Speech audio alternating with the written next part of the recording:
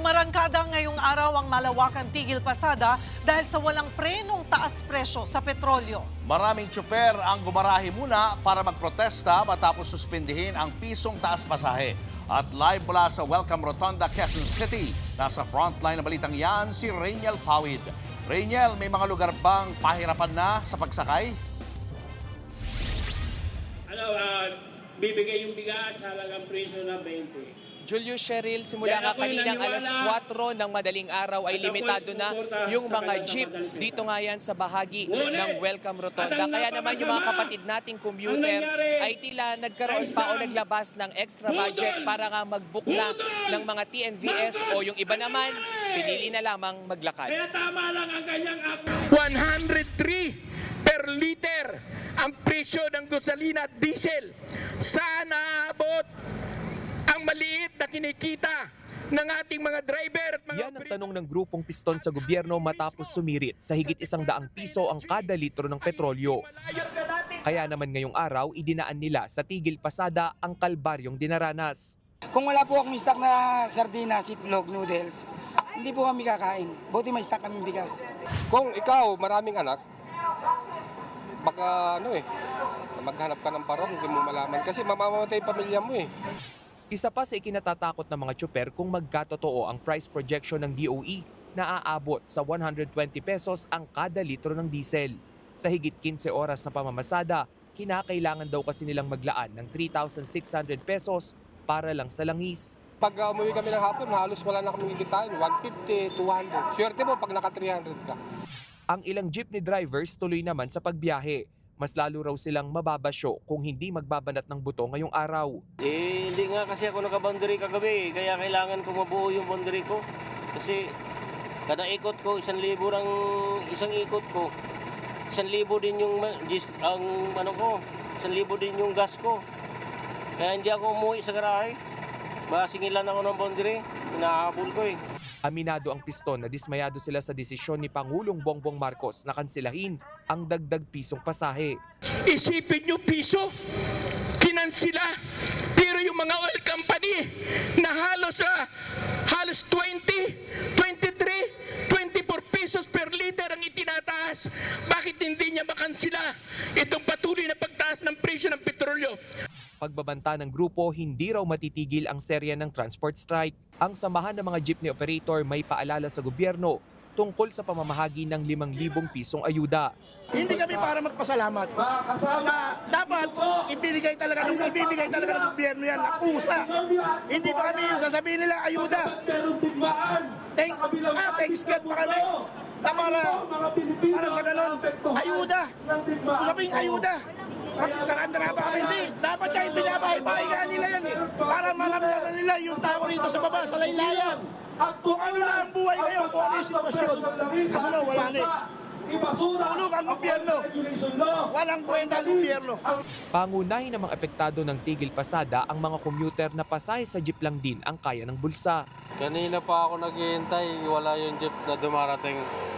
Kaya nag-book na lang ako ng motor. Ito naman po maglakad pag wala naman.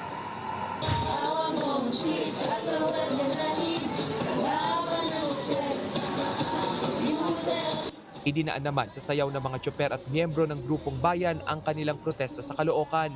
Nag-alahawak mo ang beep sila na hango sa isang dance craze. Nag-strike rin ang grupo ng Piston Cebu. 80% raw sa kanilang miyembro ang sumali. Ayon sa kanila, lalong lumala ang sitwasyon ng bawiin ng Pangulo ang pisong taas pasahe. Ito sa transport sector, Ayon sa kanya, hindi pa raw panahon para magbigay ng dagdag na kita sa mga driver dahil everything is okay. Pero para sa amin, hindi namin matanggap na okay ang sitwasyon dahil sa kasalukuyan, halos napupunta na sa mga gasolinahan ang kinikita namin. Binabayad natin. Kung tutusin, parehas lamang sa mayayaman. Julius, simula alas 5 nga ngayong hapon ay nagbibigay ng hinaing dito yung iba't ibang mga tsuper mula sa Metro Manila at meron pa nga pumunta hanggang dito sa may Central Luzon gaya na lamang sa may Bulacan at kanila nga sinasabi na hindi lamang nila hinihiling yung pagdadagdag ng presyo ng pamasahe kung hindi yung tuloy-tuloy na nga sana na aksyon ng gobyerno para maaksyonan naman yung kanilang saloobin dito nga sa tapyasan na yung presyo ng langis. At dito rin nila kinumpirma na simula bukas ay magtutuloy-tuloy yung kanilang protesta at tigil pasada. Sa kabila niyan, Julius, yung mga LGU, MMDA at DOTR ay nagbigay naman ng libreng sakay sa buong Metro Manila hanggang mamayang alas 8 ng gabi. Julius. Riniel, nagbanta ang piston na hindi raw sila titigil sa serye ng tigil pasada. Kakayanin ba ng mga driver at operator ang hindi mamasada, lalo nga ngayong ang liit-liit na ng kanilang kinikita? Kilingin ang gawang sariling atin. Hindi yung mga imported na yan.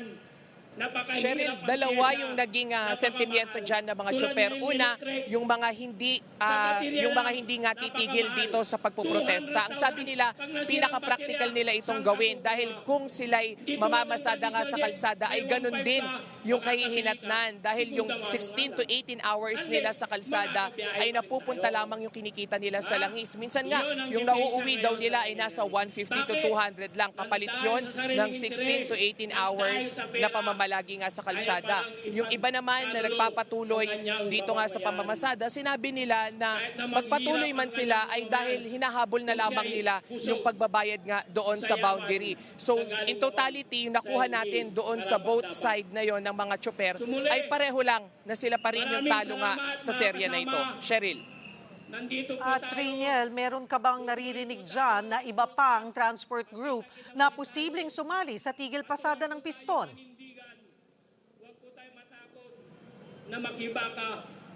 Huwag po tayong matakot. Cheryl, kanina nga 12 noon ay nakakuha tayo ng konfirmasyon dito sa may piston na may kinakausap na rin sila na iba pang mga PUV organization o mga grupo rin ng mga operator. Hindi lamang sa PUJ sector, kung hindi maging yung mga grupo ng taxi, TNVS at maging yung sa mga tricycle driver.